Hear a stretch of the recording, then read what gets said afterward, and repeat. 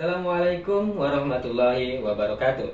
Innal hamdalillah nahmaduhu wa nasta'inuhu wa nastaghfiruh wa na'udzu billahi min syururi anfusina wa min sayyiati a'malina may yahdihillahu fala mudhillalah wa may yudhlil fala hadiyalah.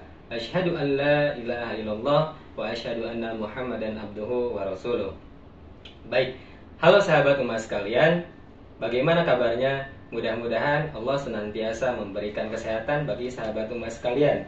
Dan saya ucapkan selamat sahur bagi sahabat umat sekalian. Mudah-mudahan sahur yang sedang dijalankan diberikan keberkahan yang melimpah oleh Allah Subhanahu wa taala. Dan sahabat umat sekalian yang menjalankan ibadah sahur hari ini, Allah berikan pahala yang melimpah. Dan bagi sahabat umat nih yang belum mendownload aplikasi UMA, jangan lupa download aplikasi UMA di Play Store atau di App Store. Dan untuk sahabat umat sekalian, jika ingin bertanya, boleh banget nih, tinggal tekan tombol pensil yang ada di kanan bawah dan ajukan pertanyaan, tapi jangan lupa sertakan hashtag berkah Ramadan. Baik, daripada berlama-lama, kita langsung saja ngobrol-ngobrol bareng guru yang ada di sebelah saya, yaitu Ustadz Kuihan.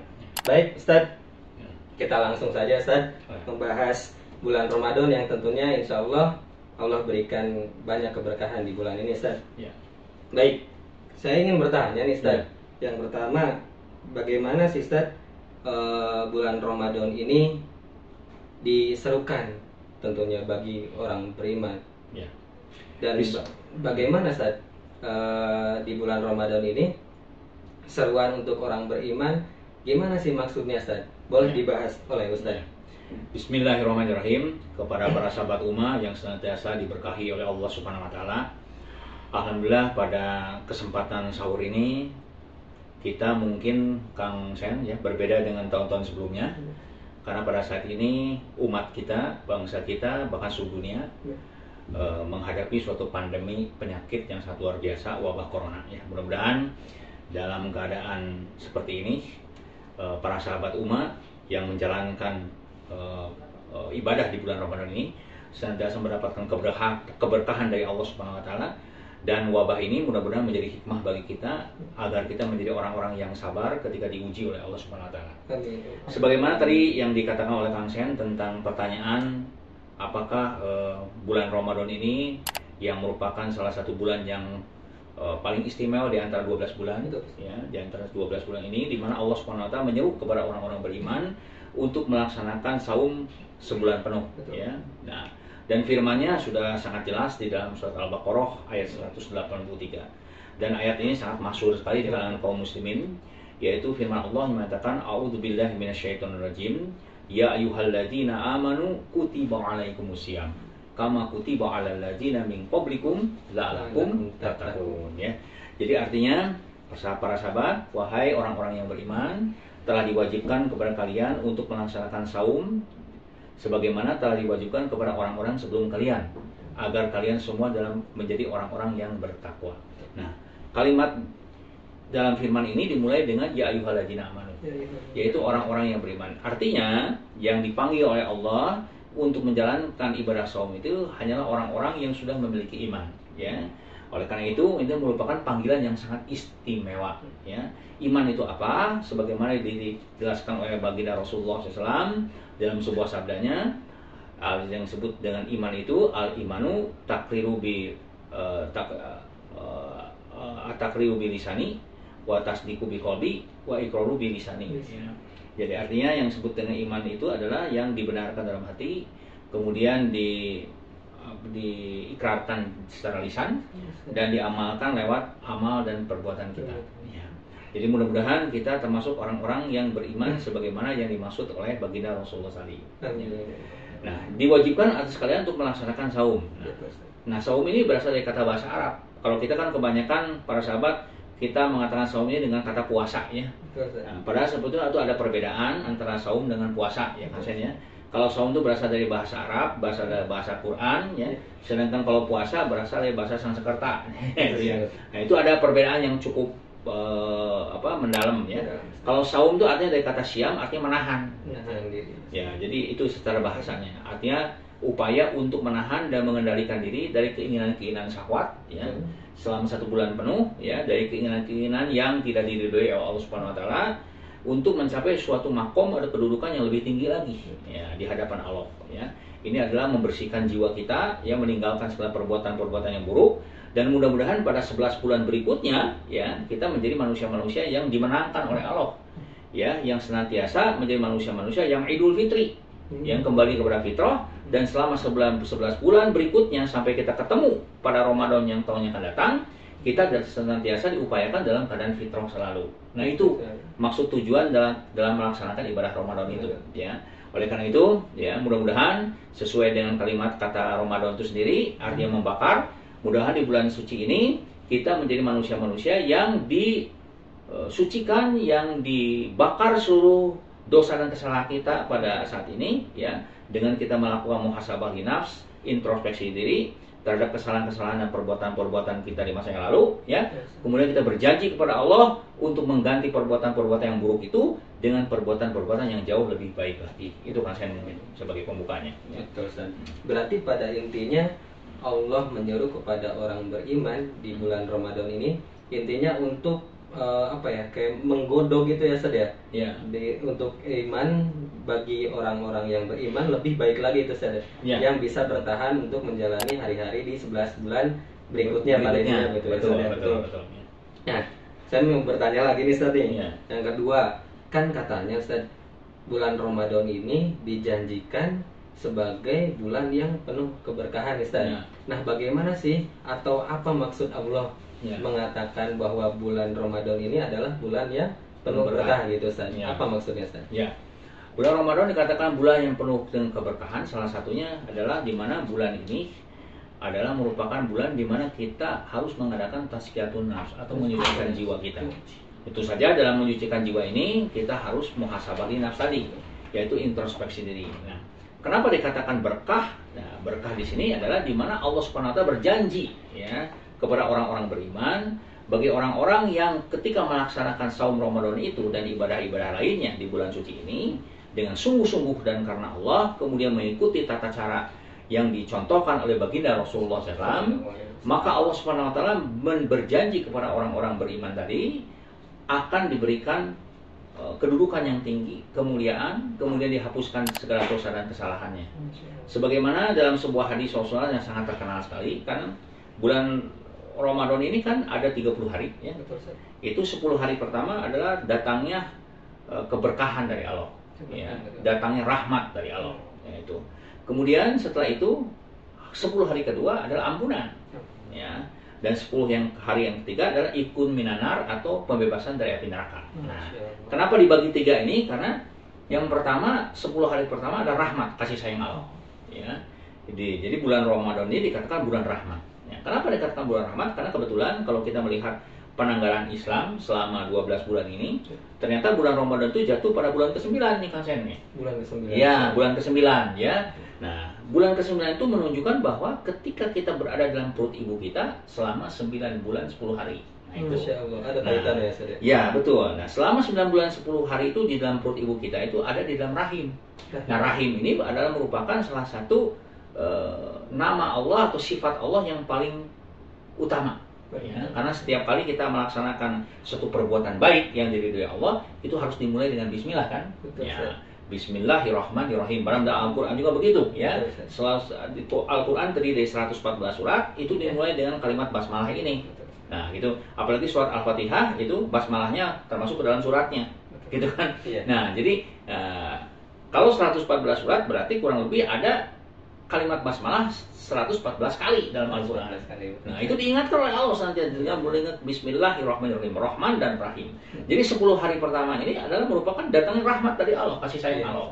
Ya, karena sesuai dengan fitrah manusia, manusia itu berada dalam perut seorang ibunya, rahim ibunya selama 9 bulan 10 hari itu.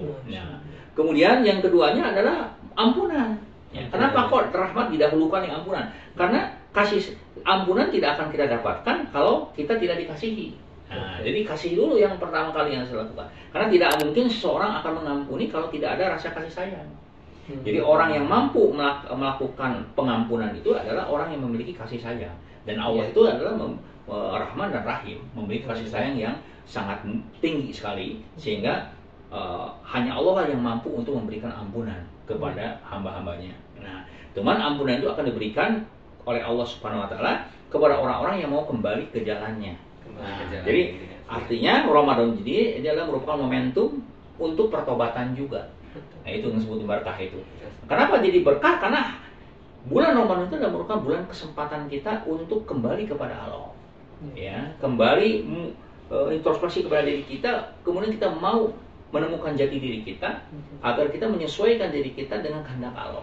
Nah, oleh karena itu datanglah ampunan. Nah, setelah ampunan baru Allah menjanjikan itkun minanar. Setelah diampuni maka Allah akan membebaskan diri kita dari siksa api neraka jahanam. Nauzubillahi min dzalik. Mudah-mudahan kita termasuk orang yang begitu keluar dari Ramadan menjadi wisudawan-wisudawan yang lulus, yang sukses, ya. Dan ketika wisudanya, yaitu kita diberi predikat Idul Fitri. Gitu. Jadi orang yang Idul Fitri sebetulnya orang yang sukses Ramadannya. Ya, jadi bukan yang tidak sukses Ramadannya, gitu ya. Kita tidak akan mendapatkan predikat Idul Fitri kalau Ramadannya nggak sukses. Ya, jadi kepada sahabat umat yang senantiasa diberkahi oleh Allah, mudah-mudahan kita bisa menjalankan ibadah bulan Ramadan itu walaupun dalam keadaan seperti ini, gitu ya, tetapi kita tetap kualitas kita tidak berkurang. Walaupun kita saum mungkin lebih banyak melakukan ibadah di rumah, gitu ya, dibandingkan dengan di luar sana. Mungkin kalau di dalam situasi seperti sekarang ini mungkin tidak ada buka bersama, ya, tidak ada ini karena kan dilarang, gitu ya. Ya, tetapi tidak mengurangi kualitas kita ketika kita berbuka bersama di rumah-rumah kita. Ya, mudah-mudahan kita para ibu bapak kita, ayah, sebagai seorang ayah di rumah tangga kita atau sebagai seorang suami, kita menjadi imam di rumah tangga ini dan bisa memimpin anggota keluarganya di dalam melaksanakan bulan Ramadan ini dalam soal ibadahnya tidak kehilangan kualitasnya. Saya kira begitu. Betul, Ustaz. Ya. Baik sahabat umat sekalian, diingatkan tuh oleh Ustaz, walaupun di kondisi kita saat ini yang sedang mengalami pandemi Corona atau COVID-19, jangan lupa ya saja, atau jangan sampai Ramadan kita kualitasnya menurun. Harusnya kualitas Ramadan di kala pandemik ini bisa jadi lebih meningkat sehingga Allah memberikan keberkahan sesuai tadi yang Ustaz paparkan. Baik, lanjut Ustaz. Saya ingin membahas atau ingin bertanya lagi Ustaz di pertanyaan selanjutnya, bahwa bulan Ramadan itu menjadi momentum untuk meningkatkan sedekah nih Ustaz. Nah, kenapa harus bulan Ramadan Ustaz sebagai bulan yang untuk kita meningkatkan sedekah gitu Ustaz? Sebetulnya bulan Ramadan itu adalah bulan amal, amal soleh, gitu ya. Jadi bukan hanya sedekahnya, salah satunya adalah bersedekahnya. Untuk membahas ke sana terlebih dahulu kita harus mengenal ayat yang tadi kita baca itu, yaitu Surah Al-Baqarah 183 itu, di mana saum yang kita laksanakan sebagai orang beriman ketika dipanggil Allah memiliki target, memiliki sasaran. Targetnya itu adalah la'alakum tatakun, agar kalian menjadi orang takwa. Nah, orang takwa di dalam Al-Quran banyak sekali ciri-cirinya. Ya, jadi kalau kita bahas dalam sahur ini, dalam subuh ini, para sahabat, mungkin kita tidak cukup waktu nih kasihan untuk membahas semuanya. Ya, tapi arti dari takwa itu sendiri dari kata itaku yang artinya ada itakullah, ada itakunar kan, ya, artinya apa? Berhati-hati dan berwaspadalah gitu. Nah, jadi seseorang yang takwa adalah orang yang disiplin. Nah, disiplin ketika menjalankan tugas. Ya, tugas dari Allah, perintah dari Allah Subhanahu wa taala. Jadi orang takwa adalah orang yang sangat waspada, berhati-hati dan berdisiplin diri. Ya, hal ini pernah ditanyakan oleh salah seorang sahabat Rasulullah, yaitu Umar bin Khattab, kepada salah seorang sahabat lainnya, ya, tentang pengertian takwa ini, yaitu kalau nggak salah Abu Darda. Abu Darda ketika ditanya oleh Umar bin Khattab apa pengertian daripada takwa, kemudian Abu Darda menjelaskan kepada Umar bin Khattab dengan sebuah perumpamaan. Bagaimanakah kalau Anda, wahai Umar, ketika Anda melewati sebuah jalan yang penuh dengan duri, gitu. Kemudian dijawab oleh Umar bin Khattab, ya tentu saja saya akan memilih jalan yang tidak ada durinya. Ya, saya akan pilih jalan yang bersih dari duri, kemudian saya berjalan dari situ, kemudian saya pilih lagi untuk langkah berikutnya jalan yang tidak ada durinya, sampai kita sampai kepada tujuan. Nah, itulah takwa kata Abu Darda. Jadi Abu Darda menjelaskan bahwa pengertian takwa adalah berhati-hati, bukan sembrono. Jadi orang takwa, orang yang disiplin, orang yang tidak sembrono, dia bertindak sesuai dengan perintah, ya, sesuai dengan prosedur, ya, dan sesuai dengan aturan main, gitu. Ya, jadi orang takwa adalah orang yang berdisiplin diri. Nah, apalagi kita sekarang menghadapi musibah seperti ini. Betul, Ustaz. Ya, di dalam kaidah usul fikih kita dikatakan bahwa yang namanya seorang muslim itu la dororo wala diroro. Seorang muslim tidak boleh mencelakakan orang dan tidak boleh dicelakakan. Tidak boleh memudorotkan orang dan tidak boleh dimudorotkan. Ya. Jadi artinya agama kita adalah mengajarkan bahwa Islam ini adalah rahmatan lil alamin. Betul? Rahmat bagi seluruh alam semesta. Jadi kita tidak boleh mencelakakan orang lain. Artinya ketika wabah dalam keadaan ini begini masifnya, kita tidak boleh. Kenapa kita harus diam di rumah? Ya, kenapa kita dianjurkan untuk diam di rumah? Agar kita bisa menjaga diri supaya kalau kita sakit tidak menularkan kepada orang lain. Begitu juga kita tidak ditularkan oleh orang lain, begitu. Betul. Jadi upaya ini adalah sesuai dengan semangat spirit daripada agama kita. Oleh karena itu, orang takwa adalah orang yang berdisiplin diri, ya. Oleh karena itu ketika menghadapi musibah seperti sekarang ini, marilah kita ikuti, ya, nasihat para ulama, ya, Kang Sen, ya, yang sudah jelas, gitu, ya. Kemudian kita jangan bingung karena agama kita tidak mengajarkan kesukaran, tapi juga yang mengajarkan kemudahan. Ya, yuridullahu bikumul yusra wala yuridu bikumul usra. Sebenarnya Allah tuh menghendaki kemudahan dan tidak menghendaki kesukaran. Ya, begitu para sahabatnya. Jadi mudah-mudahan walaupun kita di bulan Ramadan ini kita ibadah banyak di rumah, tetapi tidak mengurangi kualitas ibadah kita. Itu maksudnya. Begitu maksudnya. Ya. Baik. Nah, jadi kesempatan banget nih sahabat umat.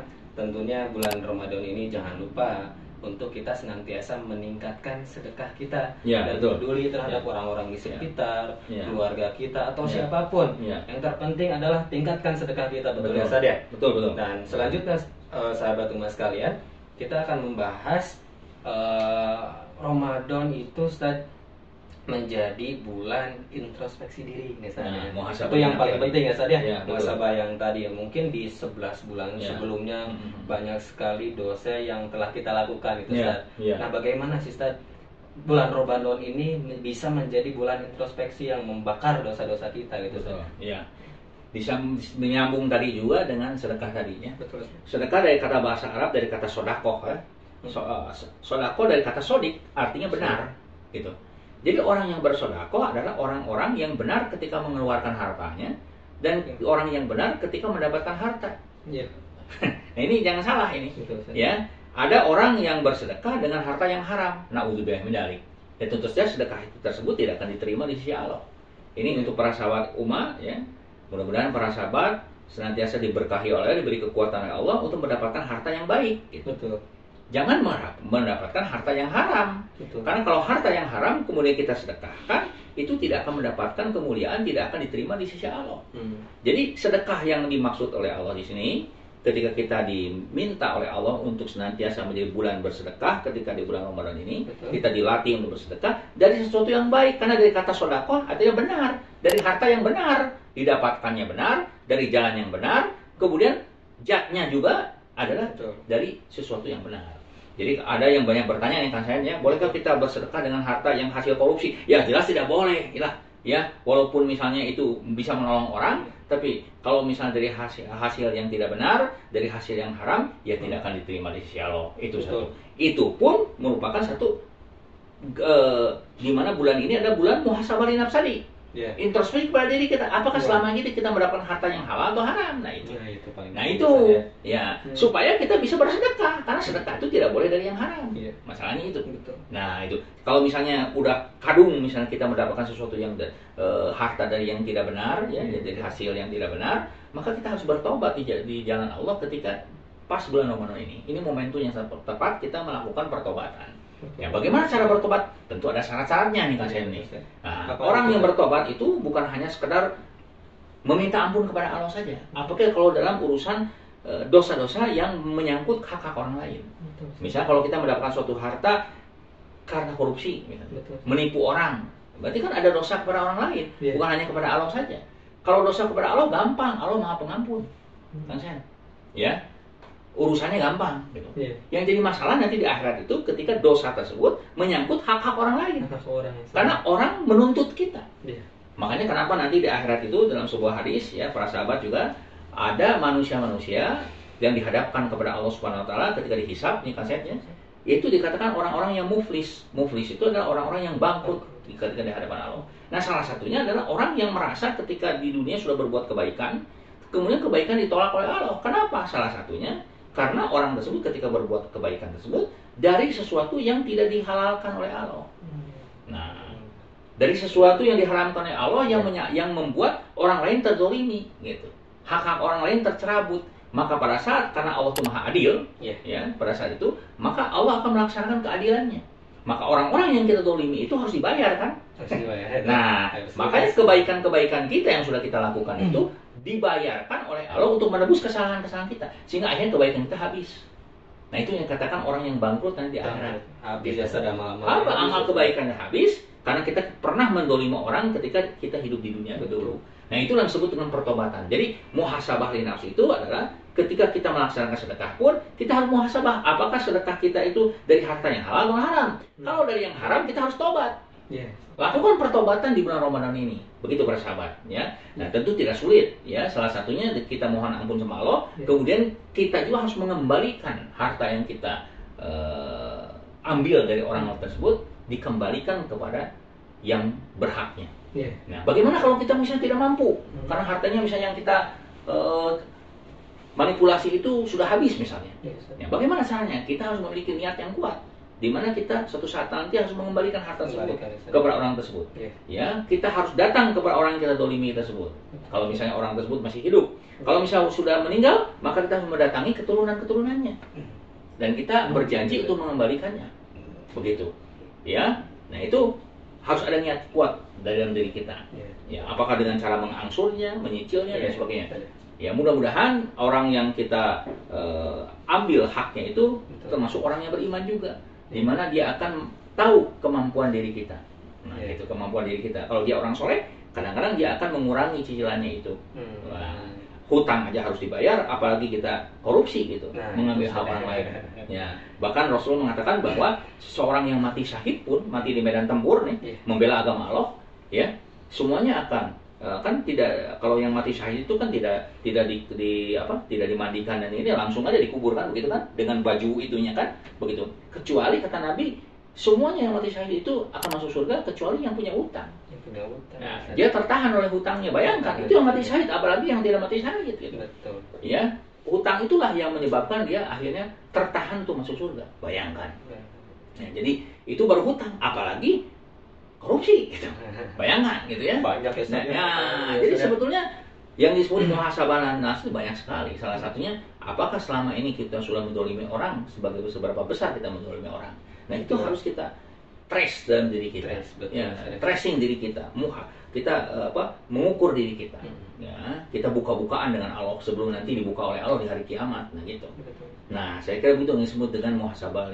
Kalau kita membahas tentang ini mungkin panjang nih, kan. Tapi poin-poinnya seperti itu. Jadi bulan Ramadan itu adalah bulan di mana kita muhasabah linaf, bulan pertobatan, juga kita merupakan bulan amal soleh, kita banyak infak, zakat dan sedekah di bulan ini. Begitu, Ustaz. Terima kasih banyak penjelasannya, Ustaz. Baik sahabat umat sekalian, diingatkan tuh oleh Ustaz. Jadi bulan Ramadan ini tentu bisa menjadi bulan yang harusnya jadi muhasabah banget ya buat kita. Tapi di 11 bulan sebelumnya mungkin kita banyak dosa nih sama Allah. Tapi mudah-mudahan ya Ustaz ya, di bulan Ramadan ini kita harus lebih mengingat apakah kita banyak dosa sesama manusia ya Ustaz, yang tadi Ustaz ceritakan kaitannya dengan hutang dan sebagainya. Dan mudah-mudahan nih sahabat umat sekalian, Ramadan kali ini bisa menjadi momentum bagi kita semua agar mengingat dosa-dosa kita sesama manusia tentu ya Ustaz ya. Betul. Yang berat tuh dosa yang berkaitan dengan hak-hak manusia. Kalau dengan Allah gampang. Allah Maha Pengampun dan Penyayang. Tapi kalau manusia urusan harus dibayar. Nah, itu masalahnya. Ya, jadi pertobatan itu kita juga harus menyelesaikan urusan kita dengan manusia. Nah, itu. Ya, Ustaz. Baik, Ustaz. Ini ada masuk pertanyaan nih, Ustaz. Ya, boleh. Q&A sahabat umat sekalian, Ustaz. Baik, saya akan bacakan, Ustaz. Pertanyaan yang pertama dari Ziyad, FYI. Apa bisa, katanya Ustaz, hutang puasa Ramadan Ya. dari 13 tahun yang lalu dibayar dengan fidyah. Diakumulasikan total hutang ada 96 hari, Ustaz. Dari 13 tahun yang lalu. Nah, tapi orang yang bersangkutan ingin membayar dengan fidyah. Fidyah, begitu. Bisa nggak, Ustaz, kira-kira? Ya.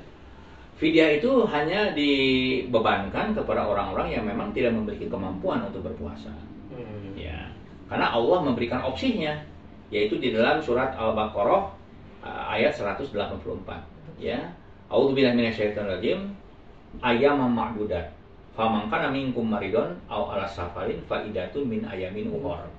Ya, yang artinya jika kamu tidak mampu untuk berpuasa pada suatu hari di hari-hari Ramadan itu, maka kamu bisa menggantinya dengan hari-hari lain. Nah, itu yang beri kemampuan, gitu kan? Wa 'alal ladzina yutiquna fidyatun ta'amu miskin. Tapi kalau bila kamu tidak mampu, ya, tidak mampu ini banyak. Contoh misalnya yang tidak mampu itu adalah orang yang memiliki penyakit yang berketerusan, di mana dia harus rutin minum obat. Dan obat itu kan sudah ditentukan jadwal-jadwalnya, waktu-waktunya. Misalnya ada minum obat 3 jam sekali, 4 jam sekali. Kalau dia berpuasa kan akan mengganggu kesehatannya. Nah, itulah orang yang tidak memiliki kemampuan, karena penyakitnya itu dia harus makan obat misalnya seumur hidup. Kan tidak memiliki kemampuan kan, maka dia harus bayar fidyah. Atau misalnya pekerja-pekerja keras misalnya. Pekerja-pekerja yang membutuhkan fisik yang luar biasa.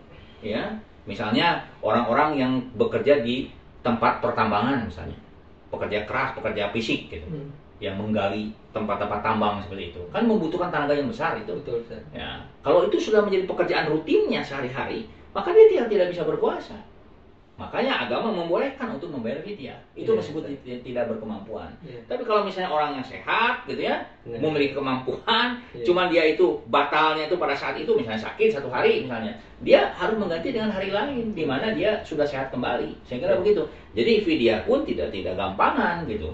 Ya, karena kita misalnya sudah lama meninggal belum bayar utang puasa kita, udah aja bayar fidyah. Nggak begitu saja. Kalau kita memiliki kemampuan untuk berpuasa, lebih baik berpuasa. Karena ada ayat berikutnya dikatakan wa antasumu khairul lakum in kuntum ta'lamun. Kalau kalian berpuasa itu jauh lebih baik buat kalian. Jauh lebih baik. Jika kalian tahu begitu. Ya, saya kira begitu. Ya. Baik, mudah-mudahan jawabannya bisa diterima ya sama Saudari Zia. Baik, pertanyaan yang kedua, Ustaz. Ya. Assalamualaikum. Waalaikumsalam. Apa hukumnya bagi wanita yang belum membayar kodok puasa Ramadannya, sedangkan sudah lewat 1 tahun? Mohon penjelasannya, Ustaz. Kalau lewat 1 tahun boleh-boleh saja. Boleh. Cuman sekali lagi di dalam agama kita ya ada wajib ada sunnah, betul? Maka kita wajib melaksanakan kewajiban dulu sebelum sunnah. Kan nanti setelah Ramadan itu biasanya ada puasa Syawal ya. Nah, itu banyak yang bertanya juga. Memang gak ada hubungan dengan pertanyaan tadi, tapi ada kaitannya. Ya. Kan yang namanya puasa Syawal sunnah itu kan di bulan Syawal. Ada yang bertanya sama kita, Syawal dulu atau bayar utang dulu? Nah, kan ada yang bertanya seperti itu. Ya. Ini kebijaksanaan karena puasa Syawal itu harus dilaksanakan di bulan Syawal, maka boleh untuk melaksanakan puasa sunnah Syawal dulu. Boleh. Nanti yang wajibnya kan bisa dengan bulan-bulan lain setelah Syawal. Betul. Paling penting ya kalau bisa sebelum ketemu dengan Ramadan tahun berikutnya kita sudah bayar utang. Tapi kalau misalnya udah lewat itu tetap utang harus dibayar. Harus dibayar. Ya, jangankan kepada Allah, kepada manusia juga kan hutang harus dibayar, apalagi kepada Allah. Betul. Betul? Jadi kita laksanakan tetap mencicil bayar utangnya itu selama kita belum dipanggil oleh Allah Subhanahu wa taala. Jadi utang tetap ada gitu. Dan kita harus bayar ya. Dan diusahakan kalau kita badan kita sehat ya, jangan dengan fidyah, tapi kita puasa lagi ya gitu di hari-hari lain. Kalau misalnya tidak mau puasanya itu di wasol bisa menyambung gitu.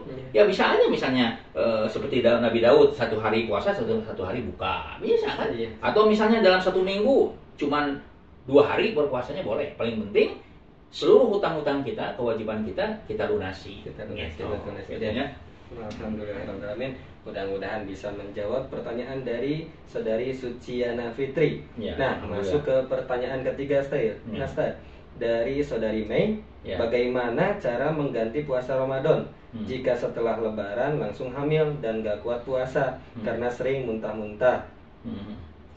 Nah, itu gimana, Ustaz? Kira-kira, Ustaz? Ya, sama dengan pertanyaannya itu. Jadi kita selesaikan karena pada waktu hamil kan itu diberikan dispensasi ya untuk tidak melaksanakan puasa, ya itu oke sampai dia melahirkan, gitu kan. Nah setelah melahirkan sekian bulan kan dia kembali sehat lagi kan. Yes. Ya tetap yang tadi saya bilang, hutang tetap harus dibayar. Kita puasa aja lebih baik itu bagi Anda gitu. Ya, tapi memang agama kita memberikan dispensasi juga bagi yang hamil ini, maka dia juga boleh untuk bayar fidyah kan? Betul. Boleh gitu. Gitu kan. Ya. Boleh ya, Boleh. saya intinya Boleh. Ustaz ya. Baik. Pertanyaan selanjutnya nih Ustaz. Apa benar ada riwayat yang menyatakan bahwa berpuasa Ramadan di Madinah sama dengan berpuasa 70 Ramadan di luar Madinah? Gitu Ustaz, dari Yuda Channel nih Ustaz. Bagaimana Ustaz jawabannya Ustaz? Ini sama dengan sholat. Kan namanya dua kota suci itu Mekah dan Madinah. Kalau Anda sholat di Masjidil Haram gitu kan, dan Masjid Nabawi itu ada sekian puluh pahala ganjaran yang melebihi daripada kita sholat di masjid-masjid yang di luar itu. Kan begitu kan? Itu janji dalam sebuah hadis yang diterangkan oleh baginda Rasulullah SAW. Nah, cuma yang hadis-hadis ini, walaupun hadis ini sahih ya, alhamdulillah itu merupakan keutamaan di sisi Allah. Tetapi kita, kalau menurut hemat saya, jangan berpaku kepada besarannya pahala, jangan. Yeah. Paling penting kualitasnya, gitu. Kualitasnya yang paling penting. Ya. Karena ada di zaman Rasulullah SAW juga ya, ada orang yang tidak mampu untuk melaksanakan haji. Tapi ketika dia meninggal, pahalanya melebihi orang yang naik haji. Bayangkan di hadapan Allah. Karena dia melakukan suatu amal perbuatan yang sangat disukai dan dicintai oleh Allah Subhanahu wa taala.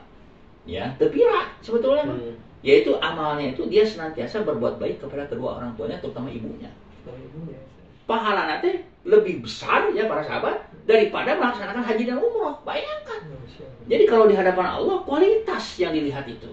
Ya, jadi makanya kita kalau melihat hadis-hadis tentang ganjaran pahala sekian puluh ribu, 70 ribu, ada yang 70 kali dan sebagainya, kita jangan terpaku ke sananya. Ya, paling penting kualitinya ini. Ya kadang-kadang ada suatu amalan yang memang paling dicintai Allah. Yaitu kalau dalam ilmu fikih itu ya, kita harus sedikit belajar ilmu fikih, itu tergantung situasi dan kondisi. Bisa jadi amal yang sehari ini utama, besok hari sudah tidak utama lagi. Itu kalau dalam ilmu fikih. Ya, misalnya dalam keadaan wabah pandemi sekarang seperti ini, amal yang paling utama apa coba?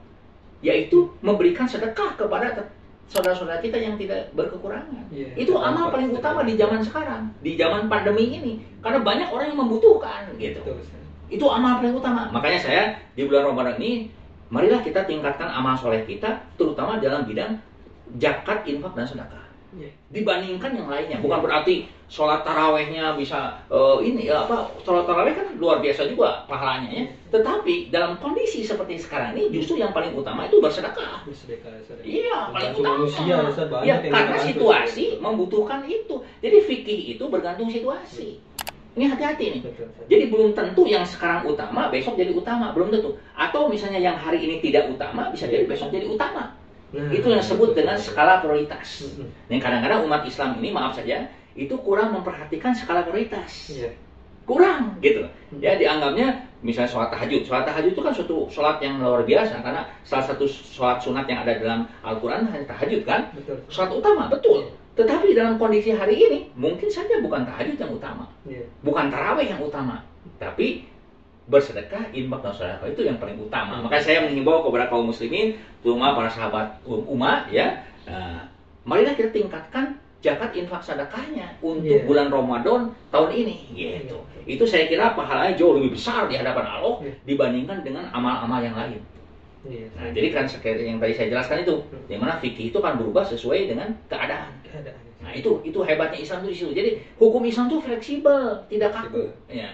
Kekakuan itu adalah karena cara berpikir kita yang kaku, bukan karena padahal agama ini adalah fleksibilitas.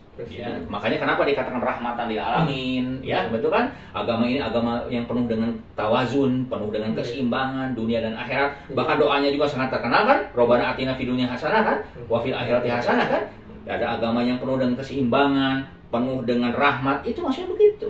Ya, melihat sikon gitu. Bahkan agama ini lebih menitik beratkan kemanusiaan daripada hanya sekedar ritual gitu. Nah, itu yang harus didahulukan ya, spiritnya itu yang harus didahulukan. Saya kira begitu. Betul, Ustaz. Ya.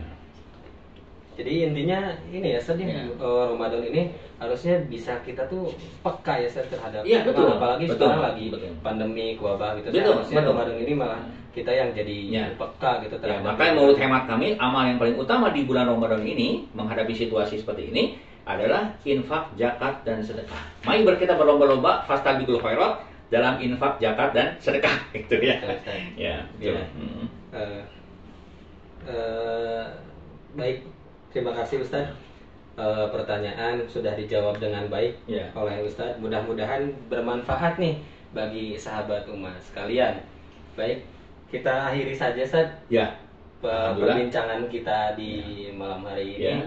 Mudah-mudahan bermanfaat bagi sahabat umat sekalian Ustaz. Baik, penutup. Kita tutup dengan doa yang majelis saja ya para sahabat. Subhanakallahumma wa bihamdika asyhadu an la ilaha illa anta astaghfiruka wa atubu ilaik. Allahumma taqabbal minna innaka antas samiul alim.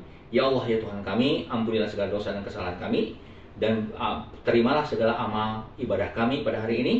Mudah-mudahan amal puasa kita, amal sholat kita, amal sedekah kita, amal baca Quran kita, dan amal-amal soleh yang lainnya diterima di sisimu ya Allah. Subhana rabbika rabbil izzati amma yasifun wa salamun alal mursalin walhamdulillahirabbil alamin. Aqulu qouli hadza wastaghfirullaha li wa lakum billahi taufiq wal hidayah. Wassalamualaikum warahmatullahi wabarakatuh. Waalaikumsalam warahmatullahi wabarakatuh. Kita terlahir untuk mencari jalan yang lurus. Dalam mendapatkan pengetahuan, dalam mencari pengalaman,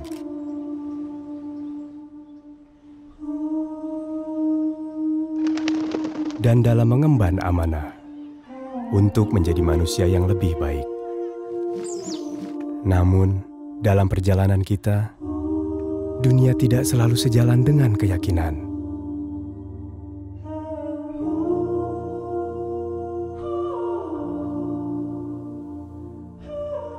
Zaman mendatangkan beragam pilihan. Namun yang baik untuk kita tidak selalu jelas di depan mata. Karena itu, Ummah hadir untuk kita sebagai penunjuk arah yang insya Allah memberi pencerahan, dan sebagai sahabat yang insya Allah senantiasa mengingatkan.